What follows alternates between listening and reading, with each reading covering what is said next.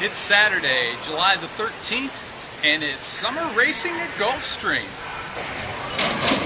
I decided to come out to Gulfstream today because it looks like most of the bigger trainers, horses, and riders are here at Gulfstream, and frankly it's just a nicer facility. The first race of the day was the opener at Gulfstream. I like the favorite, number 5, My Uncle Cardi, on the lead to deep stretch. Uncle Cardi shortening up. Here's Bold Distinction on the outside. Bold Distinction up and by. Back to second by Uncle Cardi, then Chilean Boy Engrave. It's Bold Distinction. Hugo Sanchez wins again, 2.5 lengths from Start my first Gulfstream day of the summer. I came right back in the opener at Delaware.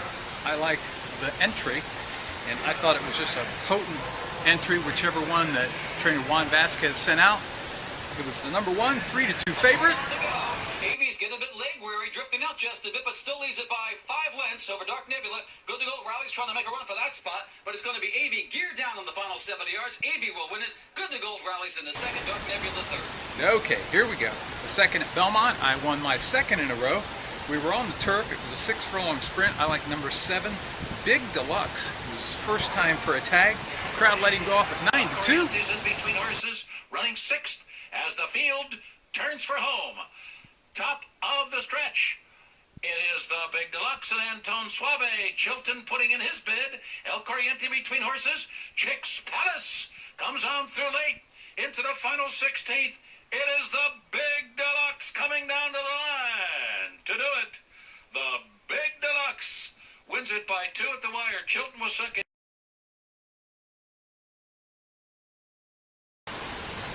Oh, that was nice. Paid close to $30 for me. And then on my third in the row at second at Gulfstream, I like number 4, Madness and Mayhem. It was 2-1 when they left the gate, 7-5 as they came through the stretch. Nice trip, and another great win here for Madness and Mayhem on the radio. Madness and Mayhem in Gulfstream second, my first win at Gulfstream in their first ever summer meet.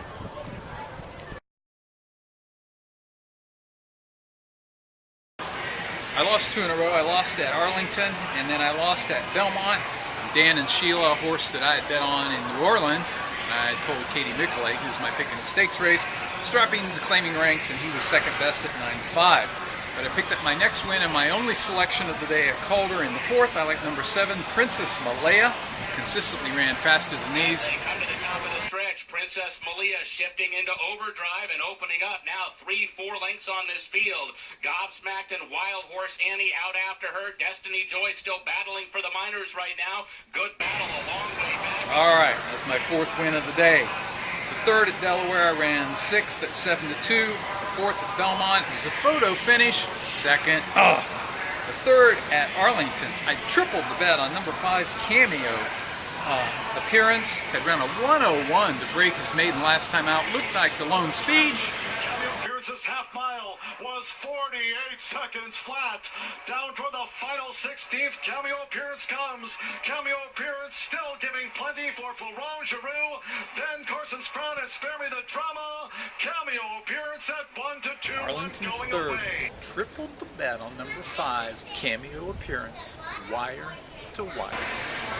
That was cool, over $20. Belmont in the 5th, I led to the final jump, doubled the bet, 4-5 at Dave Lifton's best bet of the day, stop sign, 2nd, caught in the final strides. At Gulfstream, I was 4th at 4-1. Then I won at Delaware when I decided, in spite of the fact it came off the turf, I went with number 2, Wandering Kitten. And Wandering Kitten side by side, now Wandering Kitten to the front. Brahman had no response in 2nd, then comes Cytherean taking over 3rd. It's Wandering Kitten beginning to edge away in the final 16th. Wandering Kitten and Alex Cintron will win this one going away. Brahman hanging on to 2nd with Cytherean on the outside. It's Wandering Kitten to win it. 2-1, paid $6, got back 15. Missed at Arlington, had a nice pick, 12-1, 2nd with excellent chance. The 6th at Gulfstream, I met my friend Stephanie Anderson and her husband Jim. I told him in the paddock, you know, I usually like the favorites. Here, I like the 7 horse. He's 8-1, long shot on the board. He left the post, he was 12-1. As they came through the stretch, he was 14-1. Here's Silver Sandals and Yes No Gotta Go. These 2 in deep stretch, Yes No Gotta Go. Silver Sandals doing the better work. Silver Sandals brings the upset. Yes No Gotta Go. It's a good run, 2nd. On the sloppy track, I like number 7, Silver Sandals. I like the fact that jockey Larry Mejias was an apprentice looking for his first win. A lot of speed. He was a closer. It was 8-1 when they went to post. 14-1. $20, 880 and 380. Second number 1, yes, no, gotta go. 420 and 280. Third 5, Tiger Key, 320. Double 17, 155. Pick 3, 617, $616.50. Oh, that was nice. Not 75, he paid 78. Oh my gosh, that was awesome.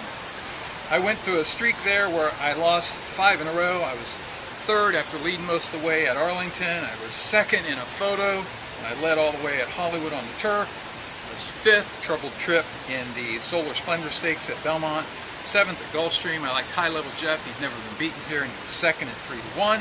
And then at Delaware off the turf, I was 4th at 72 before I got my next win. And it was the first 2-year-old stakes of the summer season. It was the Landalucci Stakes out at Hollywood. I like number 4, She's a Tiger. Comes to the final furlong and leads by 2 lengths. E equals MC squared is charging in the center. She's about to take second. She's a Tiger is 16th out. E equals MC squared trying to gun her down, but she's got to make up 2 and now only has 50 yards to do it. She's a Tiger. E equals MC squared. She's a Tiger. First stakes winner of the day, Hollywood's second race, was the first 2-year-old stakes race of the summer. I like number 4, She's a Tiger. Brad Free said she might be something special. Wire to wire. Double the bet.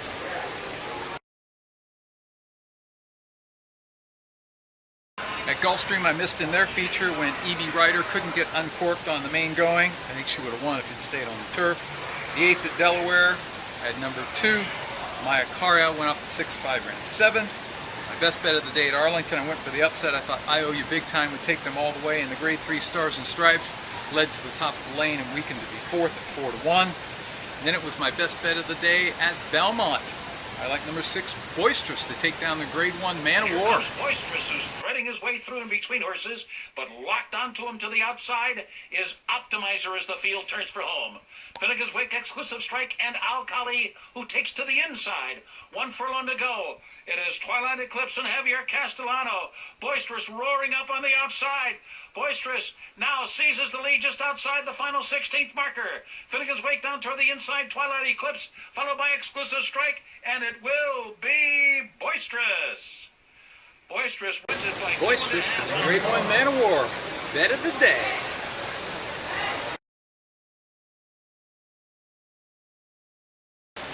The 10th at Arlington, the featured grade 3 Arlington Handicap. Prep for the Arlington Million. I like Rahi Strada to take down his 3rd edition of this race. It looks to me like he's got the right pattern last year. He had 2 preps where he was competitive in both and then ran well here. Same pattern this time. Rahi Strada looms in front, taken on by Coalport. Beer Garden is dropped back. Najar won off the rail. Doulahan on the far outside. Then Tamarine and Keep Up was last as they strained away. Rahi Strada leads now with a furlong to go. Rahi Strada by 2. Doulahan is charging toward the inside is Tamarine. Far outside Keep Up. Rahi Strada close to the finish from Doulahan and Tamarine. Rahi Strada with an historic 3rd Arlington Handicap crown. Rahi Strada. The 9th at Hollywood is the grade 1 American Oaks. I don't think Bill Mott would send grade 1 Ashland winner Emollient all the way from New York to California to try turf for the first time if it was just an experiment. I tripled the bet on number 3, Emollient. Leader, and that is Sarich. Sarich is just cruising along up front. She's got an easy lead. She's went the first half in 50 and 1/5 seconds, and Sarich leads 3-year-old fillies in the American Oaks up the backstretch. Mike Smith senses this slow pace and says, let's go with Emollient, and there goes Emollient outside of Sarich. So you can see Sarich have to quicken to maintain her head lead now from Emollient in 2nd. Maka is 3rd. She's only a length from those 2. Then length and 3/4 back to Emotional Kitten and Becky Lou. More than that now. It's 4 lengths points back to those two. Then comes Topic. Scarlet Strike is still double digits from the front. She's outside of Wittgenstein, and they round the far turn, and Sarich and Emollient are pretty much even with a quarter of a mile to run. Maka is third, and she's between horses still with a chance. Emotional Kitten is running up 4 wide. Here she comes. Emotional Kitten is after the new leader, Emollient. Emollient has taken over the lead. Emotional Kitten trying to gun her down, and she's only a half length behind. Emotional Kitten getting closer. Topic is third. Emotional Kitten, Emollient. Yes!